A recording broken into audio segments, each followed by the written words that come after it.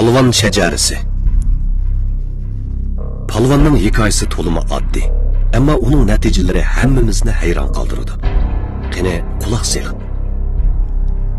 Tong shafiqining ko'tarilishi bilan bu yurtning azmat palvonlari uyg'ondi. To'puluq mahallalarda, xalta ko'chalarda, itiz bo'ylarida palvonning izi bor. Balalıqdan jismiga möhür bo'lib besilgan kuchtingirlik uni boshqalardan farqlantirib turadi. Chehridan mardonlik tamchib turgan bu yigitning yillardan keyin palvon deb atilib kelishini hech kim xiyoliga keltirmagan edi. Do'st birodarlari uning madad bersa, yurt mahalla uning g'ayrat berdi. Tugilgan mushtlari balalıqda o'yin tomosha uchun etilgan bo'lsa, keyingi kunlarda sharaf natija, qavm qarindosh al mahalla uchun sharaf keltirishga yetildi. Tavlangan bilek oxiri bu Uyg'ur yigitini temir mushtliq azimat qilib yetishtirdi. U dal raqibsiz palvon Abdurishitxon edi. Abdurishitxon Uyg'urlar orasidan yetishib chiqqan erkin boks mahiri. Uning Uyg'urlarga xos chiroy turqi, yengilmas irodasi, kasb jihatdagi alohida mahorati, jismidagi quvvati mamlakat ichidagi 71 maydondan ortiq musobaqada raqibini yartishlatgan. Milliychi chilishish Uyg'urlarda uzun yillik tarixga va sharafga ega. Tarix betlarida Molla Zaydindek gapchi ham chilishchi, To'xti Chonboshdek botur azmatlar bo'lgan. Ana shulardan keyingilarga miros qolgan an'anaviy milliychi chilishish keyingi kunlarda Noro'z va G'usul paytlarida el jamoat orasida musobaqa turi bo'lib qolgan. Abdurishitxon mana shunday tarixiy arx ko'rinish, o'zida bor bo'lgan kasbiy ortiqchilik, badan sharoitidagi afzallik bilan jambozlik sohasida diyorimizdan chiqqan xalqaro darajalik erkin mushlishish chempioni bo'lgan.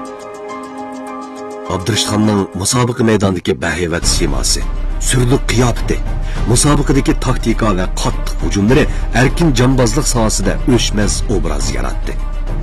U Jonghua jambozlik jamiyatining Xinjiangdagi birdan-bir a'zosi.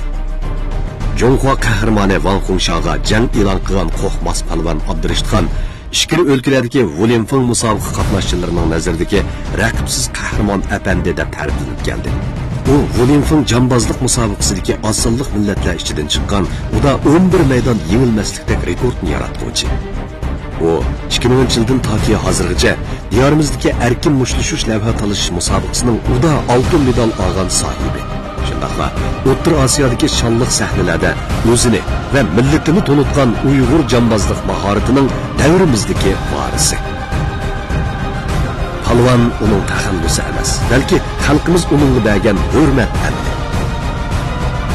Saltanatlik yillarning shajarasi bo'lgan shu musobaqa maydonlari Abdurishitxonga unutilg'isiz hayajon va sanoq tugatkisiz shon-sharaflarni ato qildi. Ammo uning qalbida yana o'chmayotgan bir o't bor edi. O palvonning nurg'un shogirdlari bo'lsa, Uyg'ur erkin mushlishish sohasida yangi palvonlar maydonga kelsa deganlarni umid qiladi.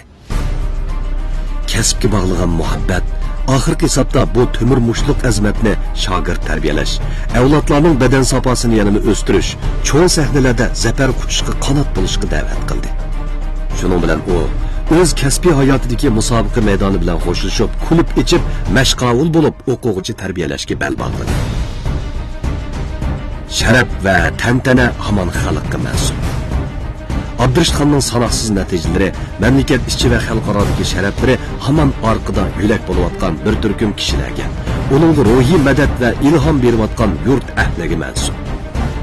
Shu vatan bag'rini gul chechakka purkash, sharaf natijalar bilan bezash uchun nurg'un umidli ko'zlar oldidagi kuchtungur mashg'ul bo'lmoqchi.